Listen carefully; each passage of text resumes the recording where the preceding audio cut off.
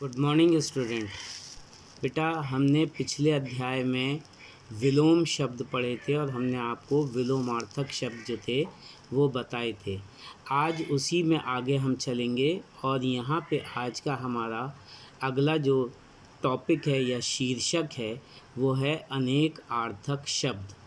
हमारा आज का जो अगला शीर्षक है वो है अनेक अर्थक शब्द। ठीक है। अनेक अर्थक शब्द से समझ में आता है बेटा कि कोई भी एक शब्द ऐसा जिसके कि कई अर्थ होते हैं। अब वाक्य के अनुसार ही हमें उस शब्द का अर्थ जो है वो निकालना होता है। तो इसी को हम अनेक अर्थक शब्द कहते हैं कि सारे अर्थ ना निकाल करके जो वाक्य के अनुसार उसका अर्थ निकले वही हमें लिखना है। तो यहाँ पर ये अनेक अर्थक शब्द में आपको बताया कि किस प्रकार से एक ही शब्द के कई शब्द अर्थ जो हैं वो हमारे सामने आते हैं। अब हम अनेक अर्थक शब्द की परिभाषा लिखेंगे और परिभाषा यहाँ पे बताई गई है कि जिन शब्दों के एक से अधिक अर्थ होते हैं, यानी जिन शब्दों के एक से अधिक शब्द अर्थ होते हैं उन्हें अनेकार्थक शब्द कहते हैं।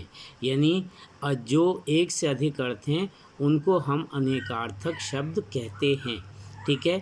अब यहाँ पे कुछ अनेकार्थक शब्द जो हैं आपको यहाँ पर बेटा दिए गए हैं, मैंने उनको बताए हैं। इनको आपको अपनी कॉपी पर इसी तरीके से उतारने हैं, याद करने हैं। साथ ही साथ अगर आपने अपनी किताब ख़रीद ली है व्याकरण की अपनी क्लास की, तो उसमें ये आप चैप्टर देखेंगे और बाकी और जो हैं आप उसमें से इसके अलावा कम से कम 10 शब्दों के अनेकार्थक शब्द जो है वो होमवर्क में करके रखेंगे। अब इसमें देखें, यहाँ पे जब हमने आपको बताया कि कुछ अनेकार्थक शब्द जो हैं वो निम्न प्रकार से हैं। यहाँ पे हमें आपको कुछ ही यहाँ पे बताए हैं, तो इनको हमें देखना है। पहला है अंबर। अंबर का अर्थ होता है वस्त्र, आकाश, अंतरिक्ष, सुगंधित पदार्थ। ठीक है। इसी तरीके से दूसरा आता है, दूसरे का है अर्थ। अर्थ का यहाँ पे कई यहाँ पे आपको अर्थ बताए गए हैं, जैसे धन, ऐश्वर्य, मतलब, हेतु, व्याख्या, कारण। ये अर्थ के यहाँ पे अनेक अर्थ आपको बताए गए हैं। इसी प्रकार से तीसरा आता है कनक। कनक का यहाँ पे आपको बताया गया है धतूरा, सोना, गेहूँ, पलाश। कनक का यहाँ पे आपको बताया गया है, इसके भी कई अर्थ हैं यहाँ पे, धतूरा, सोना, गेहूँ, पलाश। ठीक है। इसी प्रकार से नेक्स्ट हमारा आता है, अगला शब्द है हमारा काम। काम का है कार्य, कामदेव, तलब, लालसा, लाभ। ठीक है। तो ये काम के यहाँ पे कई अर्थ आपको बताए गए हैं। फिर हमारा आता है घट। ठीक है। घट का मतलब होता है, अर्थ होता है शरीर, घड़ा, कम, घट जाना और हृदय। यानी ये जो अर्थ हैं ये घट के आते हैं। इसके बाद है जलज। जलज का है कमल, शंख, मोती और मछली। यानी इनके लिए जो है हम जलज शब्द का प्रयोग कर सकते हैं। ये जलज के अर्थ बताए गए हैं। फिर है नीरज। नीरज का है कमल, मोती, जल में उत्पन्न वस्तु। यानी नीरज का यहाँ पे आपको बताया गया है कमल, मोती, जल में उत्पन्न वस्तु। फिर है पतंग।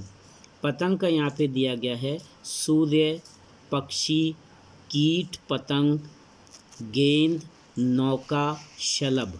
यानी ये आपको यहाँ पे बताए गए हैं कि पतंग के कई अर्थ हैं, जैसे सूर्य, पक्षी, कीट पतंग यानी कीड़े मकोड़े जिनको हम बोलते हैं, गेंद, नौका और शलभ। इसके बाद आता है बेटा बाल। बाल कहते हैं, इसका अर्थ यहाँ पे कई जगह इस्तेमाल होता है, बालक, केश, गेहूँ की बालें। ठीक है। यानी गेहूं की बालें जब होती हैं तो हम कहते हैं कि खेत में क्या हो गई, बालें निकल आईं। ठीक है। इसके बाद होता है बेटा मत। मत का मतलब होता है राय, वोट, संप्रदाय। ठीक है। फिर आता है हमारा वंश। वंश होता है जैसे कुल, बांस, जाति, गन्ना, शहतीर और समूह। ये वंश के यहाँ पे आपको कई अर्थ बताए गए हैं। ठीक है। और आखिर में है तात। तात का मतलब होता है मित्र, भाई, बड़ा, पूज्य। यानी इस प्रकार से ये मैंने यहाँ पे आपको कुछ शब्द जो हैं दिए हैं, जिनके कि अनेक अर्थ जो हैं मैंने आपको यहाँ पर बताए हैं। तो बेटा ये तो आपको करने हैं, होमवर्क